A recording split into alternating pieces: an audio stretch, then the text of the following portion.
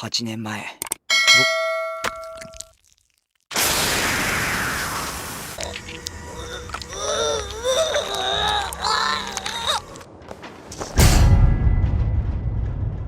お前誰だ？ユージ！ Jadi ceritanya di sebuah persimpangan desa Kirigakure yang diselimuti kabut ada seorang wanita gabut yang tanpa sebab akibat nanya ke seorang pria cantik nan jelita soal permasalahan cinta. Mas aku mau nanya soal pacarku bakal setia gak sama aku? Jangan ngarep lucu, laki-laki mana yang setia kalau lunya aja pas ditanya mau makan di mana malah jawabnya terserah. Ngedenger itu si cewek pun kebanjiran fakta dan yang GBLK-nya dia malah mendiskon nyawa. Kabar itu jadi bahan gibahan para wanita di sekolah yang terdengar ke seorang anak bernama Ryusuke yang kayaknya dia tahu tentang misteri persimpangan itu. Si Ryusuke juga punya pacar bernama Midori dan temannya yang suka ngejomblangin mereka bernama Sujue. Mereka sedang ngebahas soal pria yang suka ada di persimpangan yang suka ngeramal soal percintaan dan banyak orang-orang yang kesana demi bisa diramal. Ngedenger itu si Ryusuke yang suka nonton pesulap WA mengingatkan ke mereka jangan percaya dengan begituan. Kita flashbang bentar ke masa lalu si Ryusuke yang ternyata saat bocah ia pernah jalan-jalan di persimpangan yang gak ada angin gak ada hujan ada tante-tante BG karena orang waras mana yang nanya soal permasalahan percintaan ke bocah yang jembenya aja belum tumbuh. Dek sini bentar aku mau nanya apakah hubungan aku dengan pacarku bakalan langgeng soalnya pacarku tuh udah punya istri dan anak terlebih lagi aku tuh udah hamil anaknya dia. Aku sih gak peduli walaupun kakak harus dimadu karena kakak tuh udah cinta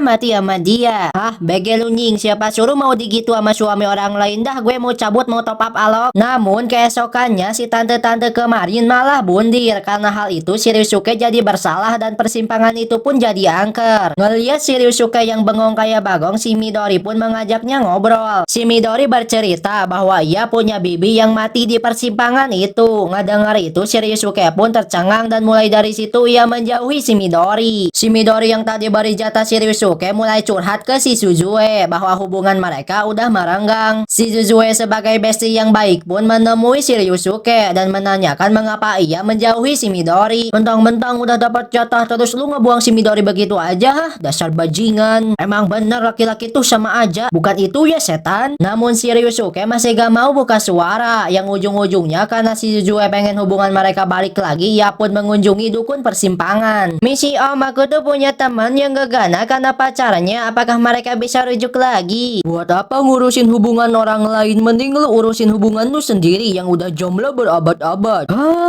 Dari situ juga sikap si Suzue mulai aneh, kayak ia bohong ke si Midori bahwa si Ryusuke mau putus dengannya, bahkan ia jujur ke si Midori bahwa ia suka dengan si Ryusuke dan bahagia ketika mereka udah putus. Dari sini juga si Suzue terus mendekati si Ryusuke dan gak lupa ia kasih perhatian ke dia, kayak bikinin bakal lah, terus ngestalker dia lah yang bikin si Ryusuke terganggu. Karena gak mau terus diusik olehnya, si Ryusuke pun mulai jujur ke si Suzue bahwa ia gak cinta sama dia. Ternyata cintanya si Suzue cuma bertepuk sebelah tangan aja karena perjuangan dan perhatiannya gak dihargai. Si Suzue pun memilih mendiskon nyawanya aja di depan si Ryusuke. Dari kejadian barusan, si Ryusuke bertekad untuk menjadi dukun di persimpangan agar tidak ada korban berjatuhan dengan memberi motivasi cinta ke para bujangga. Hingga suatu ketika ia malah ketemu dengan para korban si dukun. Malahan dia ketemu dengan si Suzue yang udah jadi hantu. Meski begitu, si Ryusuke gak mau nyerah untuk menjadi dukun di sana sampai si Midori khawatir dengan dia dan menyarankan si Ryusuke buat berhenti. Namun ia gak mendengarkannya dan terus menjadi dukun di sana hingga ia ketemu dengan si pria. Si Ryusuke pun langsung mengejarnya, namun ia malah time travel ke tempat di mana ia ketemu dengan si tante. Gak lama kemudian hantu si tante muncul dan menunjukkan sesuatu yang ternyata si tante menuju ke si Midori yang dalam bahaya karena ia hampir didatangi seperia. Namun beruntung si Ryusuke berhasil ke sana. Bersamaan dengan itu seperia juga mendadak gak ada dengan kabut yang menyelimuti mereka. Jadi cerita ini mengajarkan kepada kita semua buat gak terlalu bucin agar kita gak jadi pajar sad boy. Lanjut ke cerita berikutnya di mana ada anak bernama Yuko yang dulunya cerewet tapi sekarang ia malah jadi pendiam dan sekalinya bicara Hingga lama-kelamaan ia pun gak masuk sekolah. Bestinya bernama Rie khawatir dan mau menjenguknya. Pas sampai di rumah, ia melihat ortu si Yuko sedang melakukan genosida pada kaum siput. Ngelihat kedatangan si Rie, si ibu pun mempersilahkan dia masuk. Dimana si Yuko sendiri sekarang sedang sakit tenggorokan, tapi pas maskernya lepas,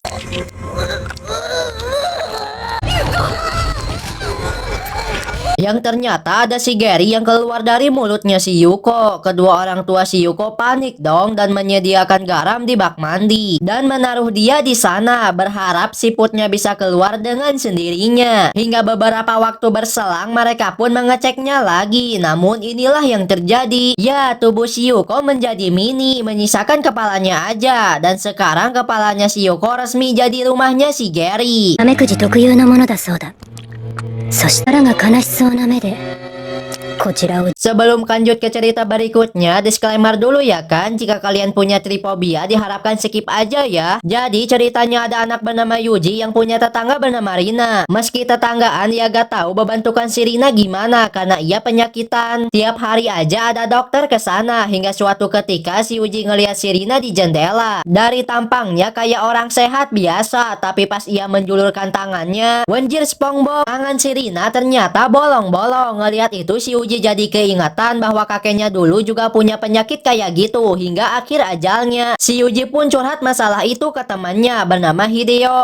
Palingan mata lu kebanyakan nonton BKP jadi rabun. Beberapa abad berselang, si Hideo main ke rumahnya si Yuji yang mau memberitahu si Yuji tentang si Rina dari ibunya. Kata ibunya, si Rina pas lahir tuh gak kayak anak biasa karena ia gak nangis dan tubuhnya juga ada bolong-bolong. Beres ngegibah, si Hideo pun menemukan buku harian kakeknya si Yuji yang menceritakan tentang dirinya yang menemukan batu aki luar angkasa. Dikiranya berharga, ternyata batu itu membawa kesengsaraan. Karena gak lama ia menemukan batu itu, ia langsung penyakitan. Dan tubuhnya juga malah jadi bolong-bolong. Bahkan ia suka didatangi dokter yang gak diundang, yang menyuntikkan suatu cairan. Sadar bahwa batu itu punya bab kutukan, di detik-detik kematiannya ia membuangnya keluar. Bersamaan dengan itu, si Rina juga muncul di jendela. Ngelihat mereka berdua, si Rina pun menunjukkan sesuatu, tapi mereka gak sadar karena ada si dokter. Namun yang anehnya, si Rina malah takut ngeliatnya. Atas kejadian tadi, si Uji jadi keinget bahwa dokter yang memeriksa kakeknya sama dengan dokternya si Rina. Bersamaan dengan itu, si Hideo memeriksa halaman rumah si Rina karena penasaran apa yang ditunjuknya tadi. Yang gak diduga ternyata ada batu aki tersebut. Dikiranya bisa pakai buat beli iPhone, ia pun membawanya. Hingga beberapa hari lewat, di kamarnya si Uji ada suara ketok-ketok. Bukannya tukang bakso, ternyata si Hideo yang udah bolong-bolong yang minta tolong karena semenjak ia menemukan batu itu ia jadi begini. Dan keungkap juga si dokter tuh penjaga kutukan ini. Hingga akhirnya si Hideo pun mati di pinggir sungai. Dan batunya juga gak tahu kemana. Karena kejadian itu pula si Rina pun kembali sehat lagi. Lanjut ke cerita berikutnya, ada seorang dalang boneka yang suka keliling-keliling Jepang buat konser. Ia punya 3 anak, salah satunya bernama Haruhiko. Pas pulang sekolah, si Haruhiko didatangi cewek bernama Kinuko yang penasaran dengan rumah si Haruhiko yang katanya punya banyak boneka. Hingga si Kinuko main ke sana. Si Kinuko terpana dengan salah satu boneka yang diberi nama Jean Pierre. Dan beberapa bulan berselang setelah konser mereka udahan, mereka pun berpetualang kembali. Sang kakak udah kesal dengan kehidupan ini karena jika terus begini mereka gak punya teman dan mereka juga bakal tetap miskin. Hingga gak lama berselang, si ayah kena COVID. Si ayah punya wasiat ke mereka untuk meneruskan perjuangannya. Namun si kakak lebih memilih kabur gak tahu kemana dan si ayah pun udah tiada. Beberapa tahun berlalu, kini si Haruhiko udah kerja jadi budak negara. Ia sekarang sedang berbelanja dengan adiknya. Hingga gak sengaja ia ketemu dengan teman masa kecilnya si Kinuko yang ternyata punya perasaan dengan si Haruhiko. Hingga akhirnya mereka pun pacaran. Bersamaan dengan itu, si Haruhiko juga dapat pesan dari kakaknya yang ternyata udah kaya. Si kakak juga udah punya keluarga, tapi pas mereka mengunjungi rumahnya, mereka digerakkan kayak boneka. Meski begitu, mereka tetap masuk dan makan bersama. Si kakak bercerita bahwa setelah 1 tahun menganggur, kini ia punya banyak bisnis MLM dan binomtor. Ini semua berkat boneka Jean Pierre yang punya tingkat gacha 100% hoki. Pelayan, kamu jangan lama-lama kerja dengan saya. 1-2 bulan kamu keluar bikin bisnis sendiri ya. Si adik kagum melihat kekayaan si kakak dan pengen tinggal di sini. Bahkan ia mau mencoba digerakkan kayak boneka. Si Haruhiko pun gak senang ngeliatnya dan nyoba ngajak adiknya pulang, namun ia gak mau. Bahkan si Kinuko nanyain ke dia kemana adiknya pergi. Tapi si Haruhiko gak menjawabnya, yang membuat si Kinuko curiga. Hingga suatu ketika saat si Haruhiko main ke rumah kakaknya dan main dengan boneka, si Kinuko yang sendiri tadi mengikuti ngeliat itu jadi nyangka si Haruhiko selingkuh. Hingga ia memaksa masuk ke rumah itu, namun